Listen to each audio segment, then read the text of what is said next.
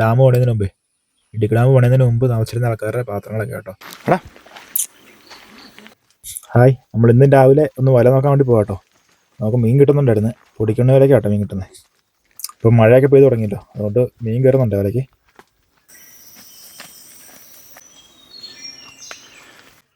നമ്മൾ പറമ്പിൽ നിന്ന് കാട്ടിലേക്ക് കയറിയിരിക്കാം കേട്ടോ. ഇതിൻ്റെ തൊട്ട് താഴത്തിനാണ് ഡാം വരുന്നത്.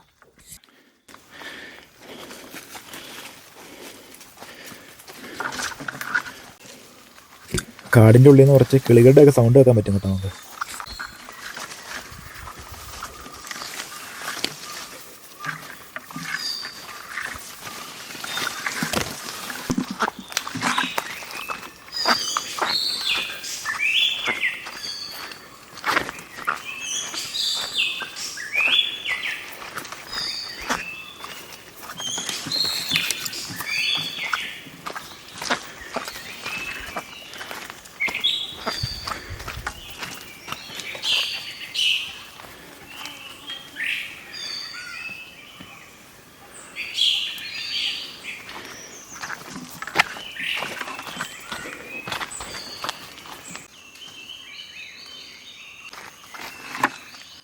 ഇതുകൊണ്ടോ, ഇത് ഒരു തരം കൂണാണ് കേട്ടോ.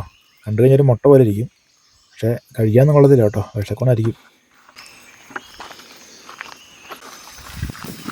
അങ്ങനെ നമ്മളിതാ ഡാമിലേക്ക് എത്തിയിട്ടുണ്ടേ. ഉണ്ട്, വെള്ളം ഇത്രയും ഇറങ്ങിപ്പോയി കേട്ടോ, ഒരുപാട് വെള്ളം ഇറങ്ങി.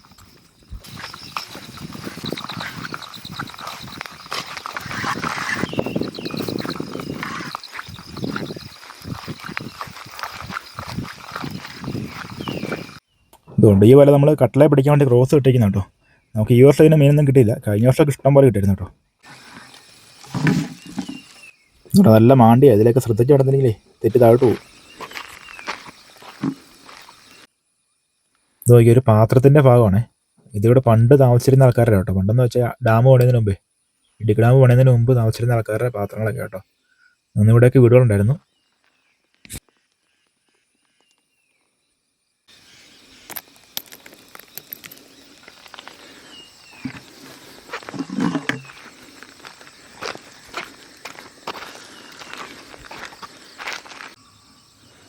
ഇതുകൊണ്ട് അടുത്ത് ഇതൊരു മൺകലത്തിൻ്റെ ഭാഗം കേട്ടോ.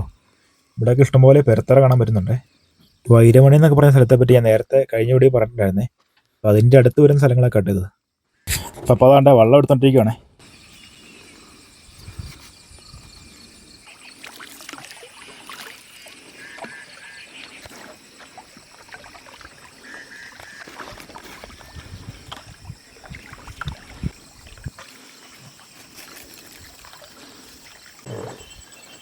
ഇത് നോക്കിയാൽ നമുക്ക് ആദ്യമേ തന്നെ കിട്ടിയിരിക്കുന്ന ഒരു പൂളാണ് കേട്ടോ.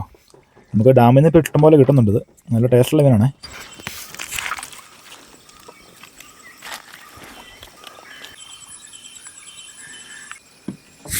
ഇത് അടുത്ത പൂള.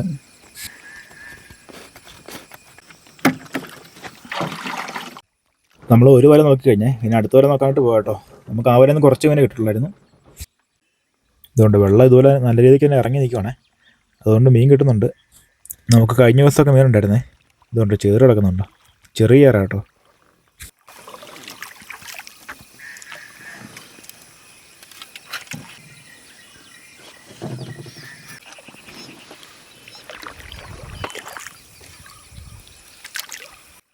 ഇത് അടുത്തായിട്ടൊരു നാടൻ സിലോപ്പിയാണേ. നമുക്കിവിടെ നാടൻ സിലോപ്പിയും പിന്നെ ഗിഫ്റ്റ് സിലോപ്പിയും കിട്ടുന്നുണ്ട് കേട്ടോ. ഗിഫ്റ്റ് സിലോപ്പി ഒരു 1/2 കിലോ മിച്ചം വരുന്ന സിലോപ്പിയാണ് കിട്ടുന്നത്.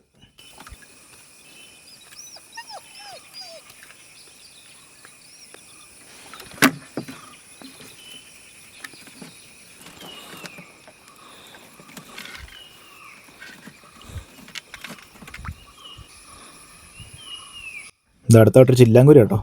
ചില്ലാങ്കുരിയും പിന്നെ ചേറും ഉണ്ടേ. ചേറിൻ്റെ എല്ലാ അറ്റം കണ്ടു, ഈ ഞണ്ട് കളിച്ച് പഠിക്കുന്ന അതല്ല. ഇവന് അടിയിലേക്ക് വല വലിച്ചുകൊണ്ട് പോയിട്ട് ഇതിലും പൊത്തിക്കയറ്റി വെച്ചിട്ട് തിന്നു ചെയ്യുന്നത്. അതാ വാലൊക്കെ അങ്ങനെ ഇരിക്കുന്നു.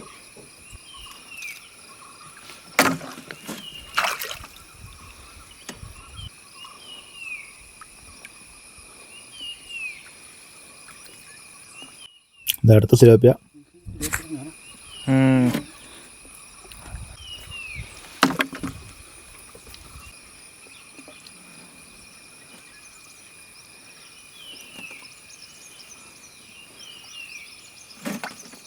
അടിക്കുണ്ട്.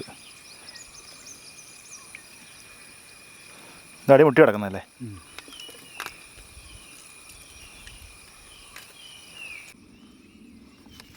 നമുക്ക് ഇതുവരെ എത്ര മീനാണ് കിട്ടിയത്?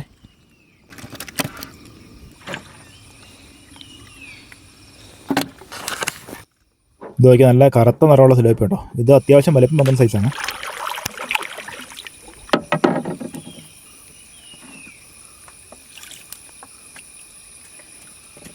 ഇത് അടുത്ത ചേറും സിലോപ്പിയും.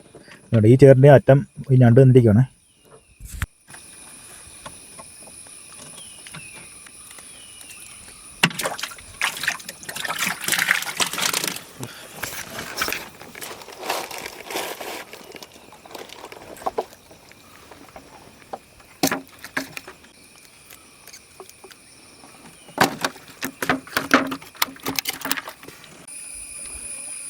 അപ്പോൾ നമ്മൾ വലയെല്ലാം നോക്കിക്കഴിഞ്ഞ് അപ്പോൾ കിട്ടിയ മീനെല്ലാം ഒന്ന് കാണിച്ചു തരാം കേട്ടോ.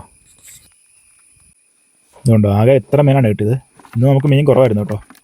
അത്യാവശ്യം നല്ലൊരു മഴയൊക്കെ പെയ്ത് കലങ്ങിയൊക്കെ വരുവാണെങ്കിൽ നല്ല മീൻ കിട്ടുമേ. ഇതുകൊണ്ട് നമ്മുടെ കുറുക്ക് ഓടി വരുന്നുണ്ടേ.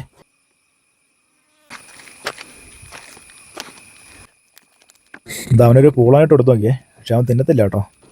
ഇതുണ്ടല്ലേ, ചുട്ട കൊടുത്ത് തിന്നുവേ. ചുട്ട പൊരിച്ചാൽ കൊടുത്ത് തിന്നോളൂ. പച്ച കൊടുത്താൽ തിന്നാൻ വലിയ മടിയാണ് പുള്ളിക്ക്. അപ്പോഴേ നമ്മൾ വീട്ടിലേക്ക് വരെ പോകാം കേട്ടോ. നമുക്ക് മറ്റൊരു വീഡിയോ ആയിട്ട് പിന്നെയും കാണാം.